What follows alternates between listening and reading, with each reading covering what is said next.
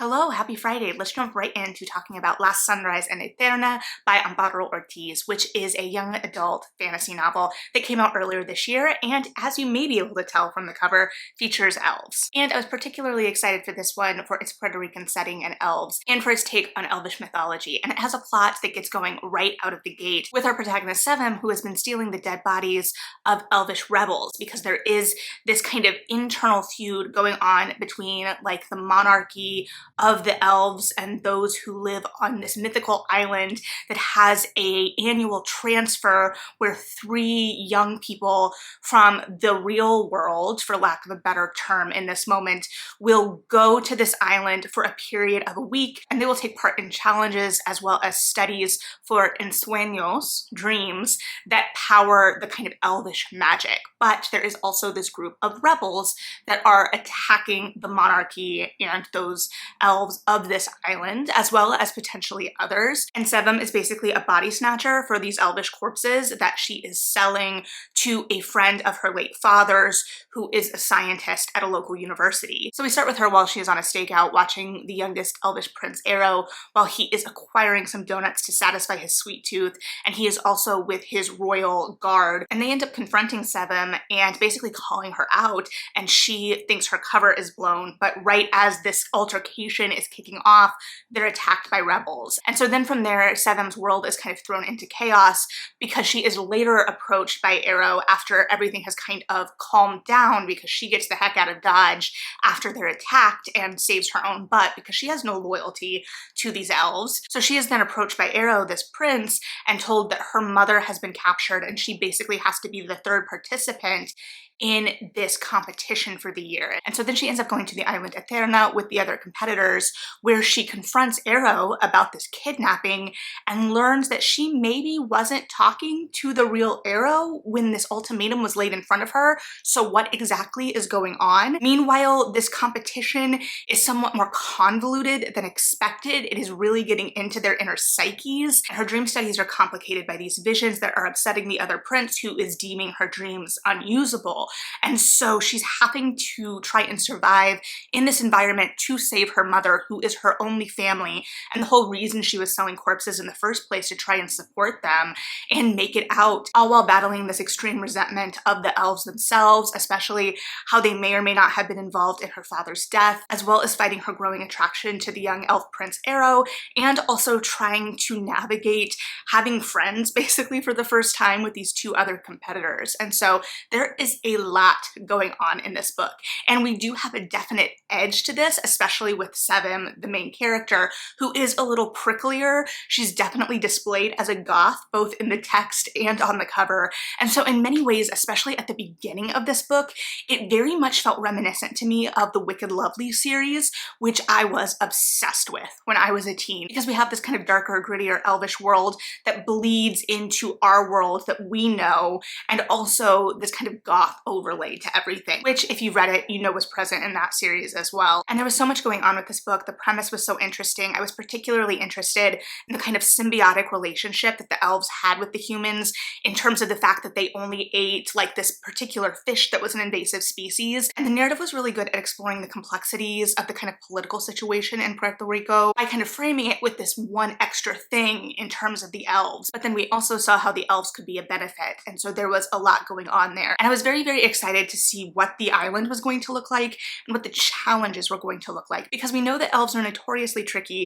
and we have this added layer of trickiness with the fact that Arrow, the elf prince, may not be Arrow the whole time, and honestly trying to track when he was what Arrow got to be a little bit of a feat. Now, all this aside, I am sad to say that the book ultimately ended up falling a little flat for me, and I was so sad about that. But despite this really excellent premise, it ultimately, in terms of the character development and world building and voice, ended up feeling a little flat and one-dimensional. We had very clear stakes with Seven attempting to rescue her mother, but it got to be where we didn't really know Seven as a character, and I really appreciated how we started so actively in this, and that Ortiz trusted us to keep up, because I really do feel like she was trying to draw this through action, but the action wasn't particularly evocative, and it didn't necessarily reveal more about the characters or the plot or give us reason to care about what was happening. It felt more just like action for action's sake as we moved deeper into the narrative. Because the establishing of everything here was stellar, like I said, but then when we were moving into these challenges, one, the challenges themselves are tricky because they have to have that kind of element of like a lesser trickster god that the elves kind of are, and this idea of what kind of deal are you making, what is the literal interpretation, where are the loopholes they may find to take advantage of within that, and all of these kind of tricks that we've gotten used to in these kind of narratives. And to be fair, I like the idea of pushing outside of what we normally expect with that and exploring something different. But here it didn't necessarily feel like these challenges or tricks were really rooted in anything, and I do think that they were supposed to be doing a lot of the work for the character building and forward momentum, because these tasks were really trying to get into the psyche of these characters, particularly Seven, and they really kind of demonstrated some of her character flaws and weaknesses, which I did appreciate,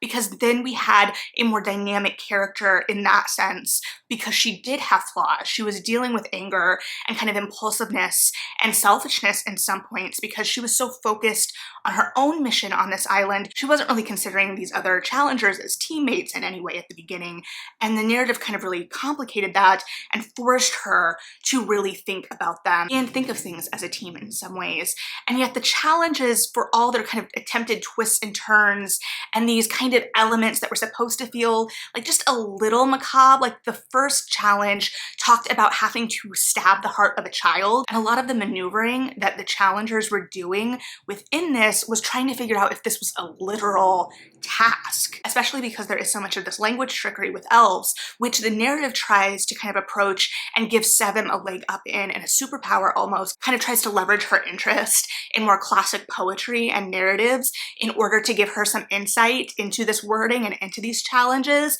that sometimes I think works, but sometimes felt a little forced, especially for teen readers who are probably being introduced to a lot of these narratives through the storytelling, the classic narratives. And so it wasn't so much that those narratives were tied directly into serving the story as much as they were being kind of thrown out. And don't get me wrong, I always appreciate a good bookworm protagonist, but what kind of legwork was it doing? And sometimes I do kind of find myself pushing back against the kind of bookish depictions or the kind of literary panderings, because it's easy for us usually as readers to identify with that, but is it exploring something more? And ultimately these challenges didn't really feel like they were forwarding anything. So while in some ways it felt like we were pushing forward because of Seven, it was really unclear what that character development was building toward. We had this kind of amorphous goal of rescuing her mother, but we didn't really know what that looked like because it was about getting through these challenges, getting through this really concrete amount of time, and what is changing the world within that concrete amount of time. And things slowly do, but the reveal of that feels very sudden at the end to me. And a lot of this felt like very sudden movements, like the structure was there. I can see what we were building toward, and I really liked what we were exploring, especially, like I said, in the setup of the world very generally, but it didn't necessarily feel like we got there in the most organic way. And I would have loved to dig more into the kind of magic system at play here, and not necessarily having to build out these really convoluted rules. I didn't need to understand the blunt mechanics necessarily as deeply, but I wanted to kind of explore this idea of ensueños as magic, because that is such a compelling idea and there is so much visual potential there. And we definitely started playing with that magic later in the book, but the magic didn't really feel like it had rules. And again, I don't need to see the mechanics of the rules, but I need to feel like there are rules there, and not that it's kind of operating more as a deus ex machina to kind of just get us where we need to go. Rather, I want to feel like that exploration of magic is a kind of moment. I want to sit in that magic in a little bit. We don't really get a sense of what these sleep studies are kind of supposed to look like, which, to be fair, is fair because Seven doesn't really know, but then we don't know what is so odd about hers because of that. Additionally, in this vein, probably no surprise, but there is a romance element to this book. And you know I love a romance, especially something in this vein where by all accounts Arrow and Seven really should be enemies, for lack of a better word, playing into that enemies to lovers kind of idea. But they really do have competing objectives at the outset of this book, and their attraction to each other, the initial attraction is understandable. Attraction is attraction, but how this grows didn't really feel handled in a kind of natural, steady kind of getting to know each other. It didn't feel feel natural or organic. I didn't really understand the attraction between them, so it really came down to the narrative telling me that there was an attraction there rather than feeling it. And we didn't really see much interaction between the two other than Arrow kind of giving clues to Sebum to help her with these challenges, and it wasn't made explicitly clear why this was being done. And I think maybe more character work on both sides for them would have helped this feel more natural. Arrow particularly didn't feel completely drawn, and he had what at the beginning of the book appeared to be a friend built into the narrative with his guard, but that relationship didn't feel like the same dynamic toward the end, and I think it was underutilized because I think utilizing them more in terms of their friend dynamic, or however that needed to play out or wanted to play out within the narrative, would have helped us as readers get to know him more, would have helped Sebum get to know him more, and then maybe that attraction would have felt a little bit more natural, and that would have raised the stakes as well toward the end, especially because so much about the kind of maneuvering at the end of the book kind of relies on us buying into that attraction and us buying into Sebum being kind of conflicted about how to navigate moving forward in this world. And one of the things that actually I thought was the most developed in the least amount of page time was this relationship or kind of dynamic between one of the other challengers and the older elfish prince. And there are just these lines throughout these scenes, and we see the relationship kind of subtly switch, and there is this sense that there is more that has happened behind the scenes. We don't have a full sense of where that relationship has landed in the final scene, but as a reader, I know that there is more going on there, and it definitely sparked my interest, and I think that the stakes for those two characters and how it impacted that relationship playing out, as subtle and as small as that was, actually was potentially more developed for me than the main relationship I was supposed to be paying attention to. So I would really love to revisit that relationship in a future book, just throwing that out there if it's a possibility. And I definitely still think this is worth your time, especially if you are intrigued by the world this draws, but I unfortunately was just left wanting with some of the execution later in the book. And trust me, I didn't want that to be the case, but I also didn't want to lie to you. That being said, I also really appreciated the diversity in this book. I also will say I really appreciated how Spanish was woven into the narrative. But all that being said, if you've read this, let me know your thoughts, like and subscribe if you feel like it, read something good, and yeah, bye.